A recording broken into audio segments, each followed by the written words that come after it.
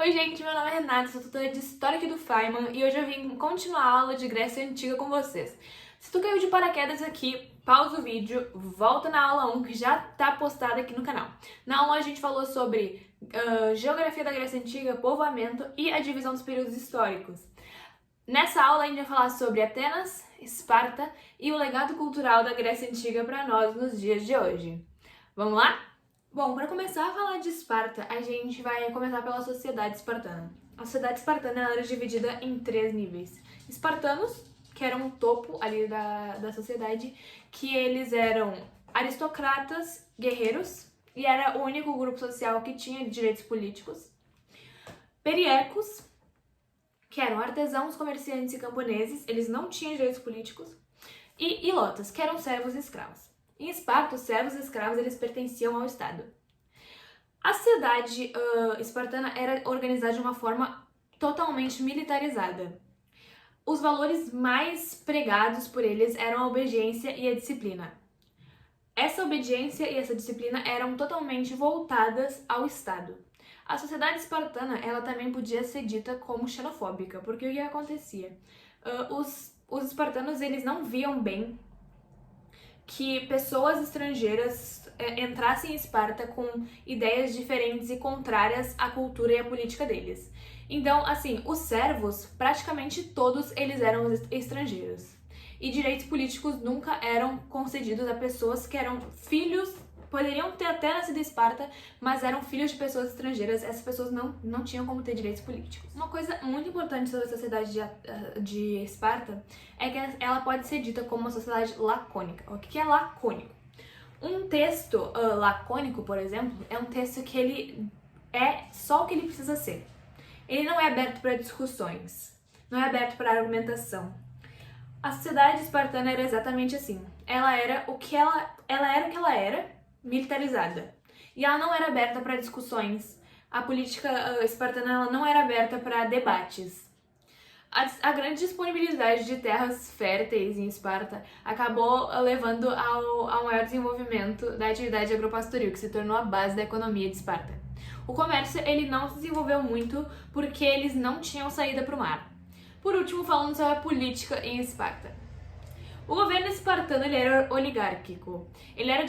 O poder era dividido entre 2 reis, que era um líder militar e outro líder religioso, 5 éforos, que eram 5 governadores, se for fazer uma comparação com os dias de hoje, e uma gerúsia. O que era a gerúsia?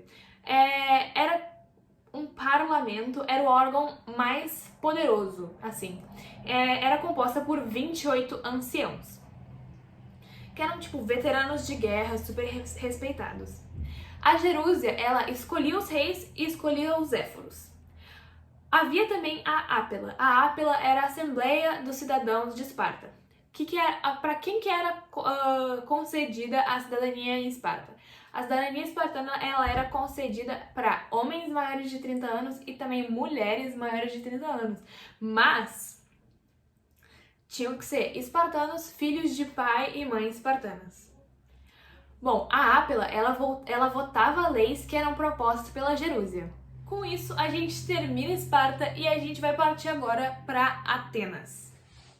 Falando de Atenas agora, começando pela sociedade ateniense. A sociedade ateniense era o completo oposto da sociedade espartana. Era uma sociedade aberta e cosmopolita. Os grupos sociais em Atenas eram os eupátridas, que eram grandes proprietários de terra, os georgóis, ou georgióis, eu não sei como falar, eram pequenos proprietários de terra, os demiurgos, que eram comerciantes e artesãos, os tetas, que eram camponeses sem terra, os metecos, que eram estrangeiros, e os escravos. Os escravos em Atenas eram bem diferentes dos escravos em Esparta. Os escravos em Atenas, eles podiam ser por guerras ou por dívidas. O solo em Atenas, ele não era nem um pouco fértil se fosse comparado ao solo em Esparta. Então a atividade agropastoril, ela não se desenvolveu tanto em Atenas. Mas em contrapartida, o litoral ateniense era recortado, tinha acesso ao mar. Então a atividade econômica mais importante para os atenienses era o comércio marítimo.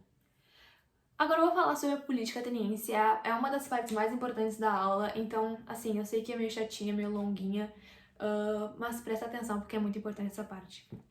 Bom, antes de chegar à democracia, os atenienses passaram por dois estágios, que foi o estágio dos legisladores e o estágio da tirania. O que acontece? Desde o início da história de Atenas, o poder político, a representação política e os direitos políticos eram totalmente concentrados pelos eupátridas. Mas conforme o tempo foi passando, outros grupos sociais, eles começaram a exigir representação política. Uma coisa que é muito importante pra gente entender nessa transição é a Revolução Hoplítica. O que foi a Revolução Hoplítica? O dinheiro saqueado, assim, das conquistas, das guerras, ficava na mão dos eupátridas, não ficava na mão de pessoas de outras classes que faziam parte do exército e que tinham lutado. Mas com o salto do comércio em Atenas, demiurgos, georgóis começaram a arrecadar mais dinheiro, começaram a ter mais bens e chegar aos pés dos eupátridas. E eles começaram a ficar no mesmo nível dos eupátridas, exigindo direitos políticos. Bom, com essa pressão interna, a gente entra no regime dos legisladores. Esses legisladores foram Drácon e Solon.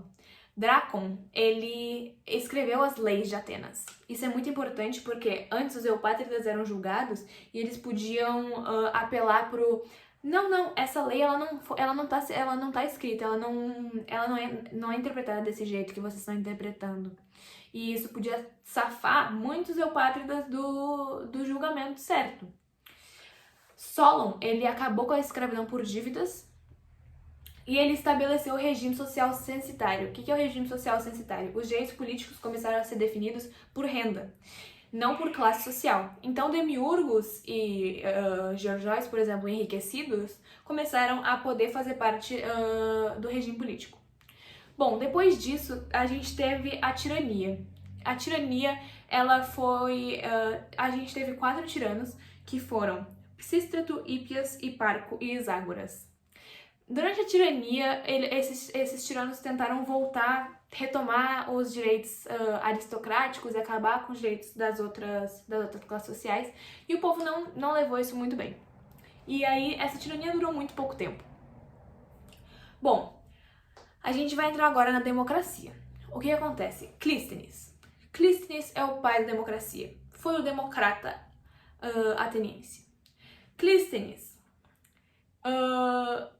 ele empregou o ostracismo. Ostracismo era assim, pessoas que tivessem cometido crimes muito graves, elas eram expulsas de Atenas. Elas passavam 10 anos sem pátria. E pátria, o pertencimento, era uma coisa muito importante na Grécia Antiga. Então, tipo, isso era uma pena muito forte para eles. Além disso, ele dividiu a população ateniense em 10 tribos, 10 grupos, que eram chamadas de demos. Cada grupo era responsável por eleger um representante. Então, assim, isso fez com que, né, a maior parte, mais parte da população fosse representada. Bem, os órgãos políticos que a gente tinha em Atenas era a Eclésia, que era a Assembleia do Povo, a Ileia, que era onde ocorria o julgamento dos cidadãos, e a Bulé, que era o Conselho dos 500, que elaborava leis, que eram votadas pela Eclésia. Mas uma coisa que é muito importante de ser entendida é a cidadania em Atenas era muito exclusiva. Nem as mulheres atenienses, como eram cidadãs em Esparta, elas não eram cidadãs. As mulheres atenienses, elas não eram cidadãs em Atenas. A cidadania em Atenas era para homens atenienses, filhos de pai e mãe atenienses, com mais de 18 anos. Excluía escravos e mulheres. Gente, uma coisa muito importante que eu esqueci de mencionar é que o poder do povo em Atenas, ele ultrapassa a fronteira de votar leis. Os 500 que participavam da Bulé, que era o Conselho dos 500, eles eram eleitos pelos cidadãos da Eclésia. Então, na democracia ateniense, o povo ele passa a ter o poder de votar leis e colocar as pessoas importantes no poder. As pessoas que o povo achava que representava eles do melhor jeito possível. Com isso, nós finalizamos Atenas e agora a gente vai para o último tópico da aula, que é os legados culturais que a gente tem hoje da Grécia Antiga. Primeiro eu vou falar sobre a área das artes. Arquitetura, escultura e teatro. Bom, os gregos foram pioneiros no teatro. Eles que começaram as apresentações em teatros, começaram a fazer representações com máscaras e eles criaram os gêneros comédia e tragédia. Bom, na área arquitetônica, a gente traz valores de harmonia dos gregos e também aquelas colunas que a gente aprende em artes também. A coluna do estilo dórico, jônico e coríntio. Na área da escultura, a gente traz as representações antropocêntricas, a valorização ao movimento e os padrões de beleza. Bom, um legado que a gente conhece muito bem e adora até são as Olimpíadas. Os gregos que criaram as Olimpíadas.